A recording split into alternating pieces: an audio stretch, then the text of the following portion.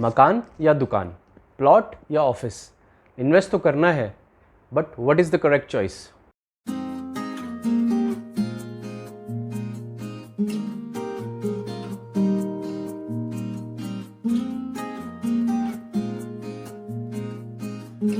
हाय, मैं जीवन पंत फिर से आपका स्वागत करता हूं अपने चैनल पे।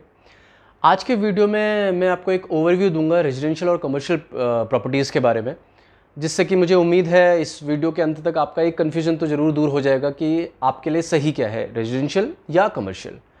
नॉर्मली होता ही क्या है कि जब हम किसी डॉक्टर के पास जाते हैं तो वो हमारे सिम्टम्स के हिसाब से हमें अलग अलग मेडिसिन प्रिस्क्राइब करता है। ऐसा नहीं होता कि वो दो लोगों को सेम मेडिसिन दे। उसी तरीके से रियल एस्टेट इन्वेस्टमेंट में भी होता है। इसमें भी हर किसी की रिक्वायरमेंट के हिसाब से या हर किसी के बजट के हिसाब से अलग अलग प्रॉपर्टीज़ सही रहती है, बट हम लोग कई बार उस चीज़ का ध्यान नहीं देते हैं और हम किसी की देखा देखी प्रॉपर्टी कोई चूज़ कर लेते हैं। ध्यान देने वाली बात यहाँ पे ये है कि कोई भी बायर जो है, बायर दो तरह के होते हैं।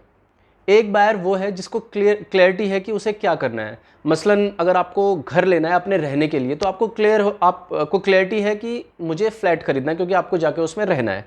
और दूसरा बायर होता है कि मुझे कोई ऑफिस खोलना है अपने लिए या अपने यूज़ के लिए कोई शॉप खोलनी है, तो वहाँ पे भी आपको क्लैरिटी है कि मुझे क्या लेना है, मुझे कमर्शियल में इन्वेस्ट करना है। तो इसको हम सेल्फ यूज़ इन्वेस्टर बोलते हैं, क्योंकि वो अपनी प्रॉपर्टी जो आप खरीद रहे हैं वो आप खुद यूज़ कर रहे हैं। और दूसरे तरह के बायर होते हैं जिसको हम प्योरली इन्वेस्टर कहते हैं। वो प्रॉपर्टी इसलिए खरीद रहा होता है कि उसे मंथली इनकम चाहिए, मंथली रेंटल इनकम चाहिए, या वो एक लॉन्ग टर्म में अप्रिशिएशन चाहता है। तो उन लोगों को थोड़ा सा कन्फ्यूज़न ये रहता है कि मुझे इन्वेस्टमेंट रेजिडेंशियल में करनी चाहिए या कमर्शियल में। सो अगर मैं दोनों को कंपेयर करूं तो ब्रॉडली 5-6 पॉइंट्स हैं जिनमें हम इनको कंपेयर कर सकते हैं। सबसे पहले आता है कॉस्ट। अगर मैं बात करूं कमर्शियल की, तो कमर्शियल प्रोजेक्ट चाहे वो ऑफिस हो या रिटेल शॉप की हम लोग बात कर रहे हैं, तो वो कंपेरेटिवली रेजिडेंशियल के थोड़ा सा कॉस्ट उसकी ज़्यादा होती है। नॉर्मली अगर मैं दिल्ली एनसीआर में नोएडा या ग्रेटर नोएडा की बात करूं, तो यहाँ पे जो रेजिडेंशियल प्रॉपर्टी है वो 3,000 रुपये से लेकर 5,000-6,000 तक पर स्क्वायर फीट का कॉस्ट करती है। इसमें अगर हम लग्जरियस प्रोजेक्ट जाते हैं तो उनकी कॉस्ट कुछ और ज़्यादा भी हो सकती है। और वहीं अगर मैं इस एरिया में कमर्शियल की बात करूँ, रिटेल शॉप की बात करूँ, तो वो कॉस्ट 15,000 रुपये पर स्क्वायर फीट से लेकर 30,000-35,000 रुपये पर स्क्वायर फीट तक जाती है। और वहीं अगर मैं ऑफिस स्पेस की बात करूं तो ये कॉस्ट 4,000 रुपये पर स्क्वायर फीट से लेकर 7,000 या 8,000 रुपये पर स्क्वायर फीट तक भी जा सकती है। अब यहाँ पे ध्यान देने वाली बात यह है कि अलग अलग लोकेशंस के हिसाब से ये प्राइस वेरी करता है, बट जो डिफरेंस है वो ऑलमोस्ट सेम रहता है रेजिडेंशियल और कमर्शियल में। वहीं इसके अलावा हम लोग अगर बात करें अवेलेबिलिटी के लिए, तो अवेलेबिलिटी में रेजिडेंशियल प्रॉपर्टीज़ ज़्यादा अवेलेबल है कंपेयर टू कमर्शियल प्रॉपर्टी। अगर मैं नोएडा मास्टर प्लान की बात करता हूँ, मास्टर प्लान 2031 की, तो रेजिडेंशियल एरिया जो हमारा टोटल आता है वो 37% ऑफ टोटल एरिया है।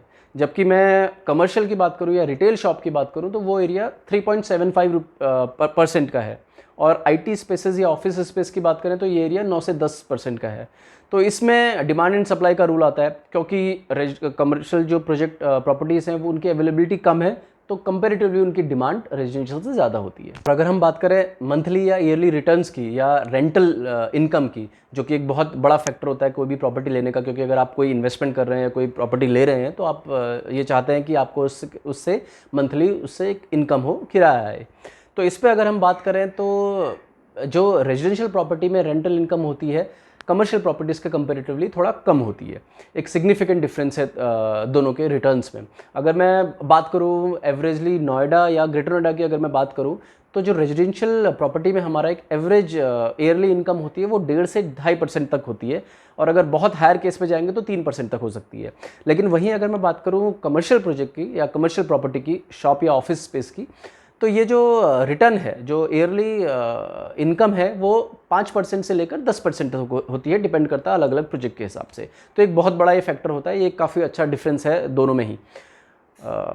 उसके बाद अगर हम बात करते हैं रिस्क फैक्टर की, तो नॉर्मली जो रेजिडेंशियल प्रॉपर्टी है वो एक सेफ़ इन्वेस्टमेंट मानी जाती है। अगर बिल्डर का बैकग्राउंड सही है और सही लोकेशन पे हमने प्रॉपर्टी चूज़ की है, तो एक ये सेफ़ और स्टेबल इन्वेस्टमेंट होती है, इससे आपको रिटर्न आता रहता है।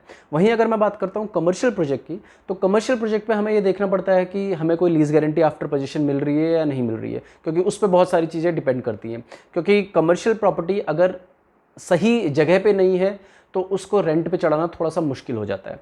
तो ये बहुत बड़ा एक फैक्टर रहता है। नॉर्मली हम बात करते हैं अगर कमर्शियल प्रॉपर्टीज़ की, तो कमर्शियल प्रॉपर्टीज़ हमें 3 या 4 साल में भी एक अच्छा खासा एप्रिसिएशन दे सकती हैं। वहीं अगर मैं बात करता हूँ रेजिडेंशियल के लिए, तो रेजिडेंशियल में हमें एप्रिसिएशन के लिए थोड़ा सा वेट करना पड़ता है।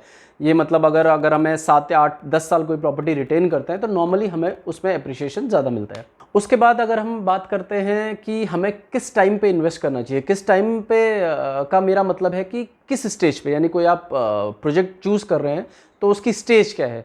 जैसे अगर मैं नॉर्मली बात करते हैं रेजिडेंशियल की, तो रेजिडेंशियल पे नॉर्मली हम लोगों को एटलीस्ट स्ट्रक्चर कंप्लीशन का वेट ज़रूर करना चाहिए, क्योंकि आप घर जब खरीदते हैं तो उसमें आप केवल घर नहीं खरीदते हैं, घर के आसपास आप चाहते हैं कि मेरी बालकनी में व्यू क्या है, तो वो पता कर, या वेंटिलेशन मेरे घर में है या नहीं है, तो ये सब पता करने के लिए एटलीस्ट आपको स्ट्रक्चर तक का वेट करना चाहिए। क्योंकि स्ट्रक्चर एक बारी आपके टावर का बन गया है तो आप अपने फ्लैट में जाके देख सकते हैं कि उसमें ये सारी चीज़ें, वेंटिलेशन प्रॉपर है या नहीं है, या व्यू क्या आ रहा है, तो वो उस समय आपका डिसीजन थोड़ा इजी हो जाता है। वहीं अगर मैं बात करता हूँ कमर्शियल की, तो कमर्शियल प्रोजेक्ट क्योंकि नॉर्मली हम लोग खरीदते हैं एक अच्छे रिटर्न्स के लिए, तो जो स्टार्टिंग फेज़ है किसी भी प्रोजेक्ट का, तो उस टाइम पे बिल्डर्स अच्छी स्कीम भी देते हैं आपको और प्राइस नॉर्मली कम रहता है, तो वहाँ पे आप एंट्री कर सकते हैं उस पॉइंट पे, सो दैट आपको एक अप्रिशिएशन थोड़ा ज़्यादा मिले। अगर लास्ट में मैं एक समअप करूँ, जो भी हमने अभी तक कंपैरिजन किया है उसको समअप करूँ, तो ये बात निकल के आती है कि अगर आप अपने जो मंथली रिटर्न या एप्रिसिएशन को कॉम्प्रोमाइज़ करके एक रिस्क फ्री और रिलेटिवली सेफ इन्वेस्टमेंट देख रहे हैं, तो आप रेजिडेंशियल की तरफ रुख कर सकते हैं। और वहीं आप की प्रेफरेंस है कि मुझे मंथली इनकम अच्छी मिले, ईयरली रेंटल अच्छा मिले और एक थोड़ा सा एप्रिसिएशन बेटर रहे, और हल्का फुल्का अगर आप रिस्क ले सकते हैं, आपकी रिस्क टेकिंग एबिलिटी है, तो commercial will be better option for you. So I hope कि ये वीडियो देखने के बाद आपका कुछ कन्फ्यूज़न दूर हुआ होगा और आपको थोड़ी सी क्लैरिटी आई होगी कि आपको अपनी हार्ड एंड मनी कहाँ इन्वेस्ट करनी है। यदि फिर भी आपको कुछ डाउट या कोई क्वेरी है तो आप प्लीज़ कमेंट बॉक्स में उसको मेंशन कर दीजिए, मैं कोशिश करूँगा कि उसका आपको जवाब दूँ। और अगर आपको ये वीडियो पसंद आई है तो इसे लाइक और शेयर ज़रूर करें, और साथ ही साथ मेरे चैनल को भी सब्सक्राइब कर दीजिए।